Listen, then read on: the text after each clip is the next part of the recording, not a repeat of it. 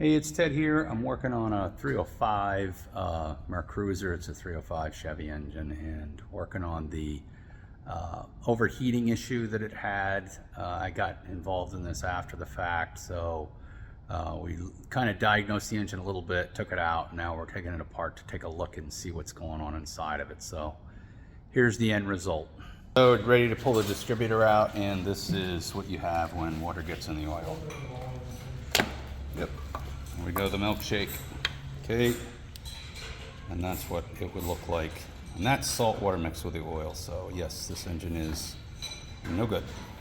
Okay, so we got the valve covers off, and definitely is beyond repair at this point. You can see that water has gotten into the oil, definitely by a head gasket failure or a cracked head. Engine definitely is overheated. You can kind of see the discoloration here too, or where it got hot. And there's a couple other spots I saw in the manifolds after I took them off that got hot. But we're gonna pull the intake off, and then I'll show you a video of that as well. Intake manifolds coming off, and we'll see what we got inside.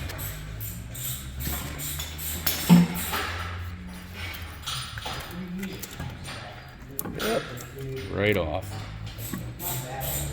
Yeah, she's a beauty. That is excellent. Okay, and definitely had an issue while it was running. When it seized up, that valve stopped moving in it, and push rod. So, all right, so here's cylinder head number 1, and this is the inside of the cylinder.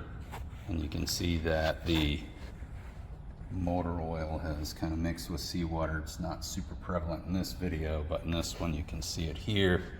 It's like a milkshake. Here's the other cylinder head, and you can see that that seawater's been in there a while, and there's a valve that's hung up, frozen in place. And then we'll come over here to the engine. We got everything apart, and oh yeah. So here is the oil mix. Turns into that milkshake. That's just a disaster right there. So you can see seawater's been sitting in the cylinder since probably June, and it is now April of the following year. So that definitely is not a good thing. As you can see, the other side is the same idea. We've got a lot of, water intrusion in the engine. So this is the end result when it overheats and you have a major failure. So, if you got the overheat buzzer go off, do yourself a favor, shut the engine off. Don't keep running it. You're going to end up with a destroyed engine. A quick overheat, if you bring it back to idle and shut it off, wait a little while, start it up, run it at low speeds. If the alarm doesn't go off, keep an eye on the temperature gauge. Then you could run it back in. But if that engine is climbing very rapidly, gets over 200, 205, 210 degrees, shut it off. Don't keep running it, especially if it's a raw water cooled engine. They're not forgiving, and if you lose a head gasket because of that, then you're going to end up with a mess like this. So hopefully you liked the video. If you do, please subscribe, hit that like button, and I'll see you in the next one.